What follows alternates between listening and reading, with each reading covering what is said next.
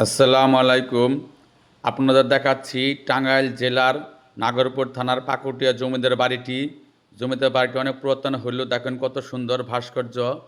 টাঙ্গাইলের পাকুটিয়া জমিদার বাড়ি ঊনবিংশ শতাব্দীর শুরুতে কর্তৃক প্রতিষ্ঠিত, যা পরে 1915 সালে তার নাতিদের দ্বারা প্রায় 15 একর জমিতে এই নকশার তিনটি বিশাল অট্টালিকা হিসেবে নির্মিত হয়, যা তিন তরফ নামে পরিচিত ছিল এবং কালের সাক্ষী হয়ে দাঁড়িয়ে আছে এবং স্থাপত্য শৈলী ও ঐতিহ্যের জন্য, যদিও বর্তমানে এটি একটি কলেজের অংশ হিসেবে ব্যবহৃত হচ্ছে এবং অবহেলিত।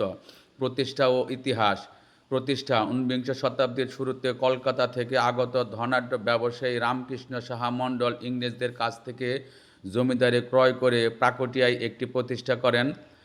নির্মাণ: 1915 সালে তার তিন নাতি প্রায় 15 একর জায়গা জুড়ে এই নকশায় তিনটি প্রাসাদ কম ভবন নির্মাণ করেন, যা তিন মহল বা তিন তরফ নামে পরিচিতি লাভ করে। অবস্থান: জেলার নাগরপুর উপজেলার ধলেশ্বরী নদীর তীরে অবস্থিত।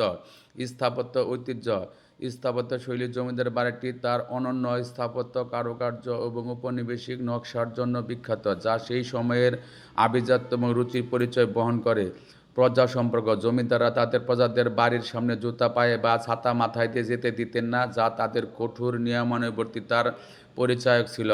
বর্তমান অবস্থা: বর্তমানে কিছু অংশ ডিগ্রি কলেজ হিসেবে ব্যবহৃত হয়, তবে এর প্রাচীন স্থাপত্য, বাগান এবং ঐতিহাসিক শুরুতে গুরুত্ব এটিকে একটি গুরুত্বপূর্ণ পুরাকীর্তি হিসেবে পরিচিতি দিয়েছে। অন্যান্য স্থাপনা: এখানে একটি প্রাচীন মসজিদ, নাট মন্দির, দিঘি ও কৃপণ কৃপ রয়েছে, যা জমিদার জীবনের নীরব সাক্ষী। গুরুত্ব: পাকুটিয়া জমিদার বাড়ি বাংলাদেশের ইতিহাসের একটি গুরুত্বপূর্ণ অংশ, যা অতীতের দিনের জাঁকজমক এবং স্থাপত্য শৈলীর এক অসাধারণ নিদর্শন। এটি ইতিহাস, স্থাপত্য এবং সংস্কৃতির সংরক্ষণে গুরুত্বপূর্ণ ভূমিকা রাখে।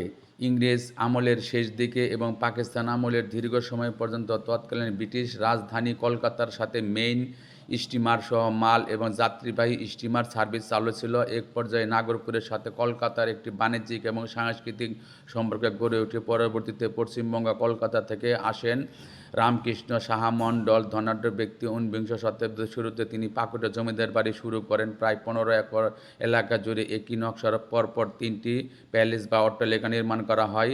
1915 সালে তখন জমিদার বাড়িটি তিনতলা মহল বা তিন তলা নামে পরিচিত ছিল।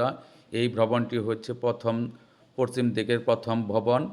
এখানে এখনও মানুষ বসবাস করে। এর পিছনে রাজশাহী থেকে আগত তারা গুড় তৈরি করেন এবং গুড় এখানে 500 টাকা কেজি, অনেক চমৎকার সুস্বাদু গুড় বিক্রি করেন। আমরা খেয়ে দেখেছি।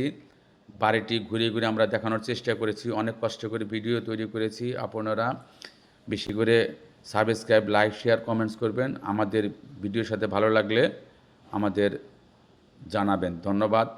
আবার কথা হবে কোনো এক ভিডিওতে। আল্লাহ হাফেজ।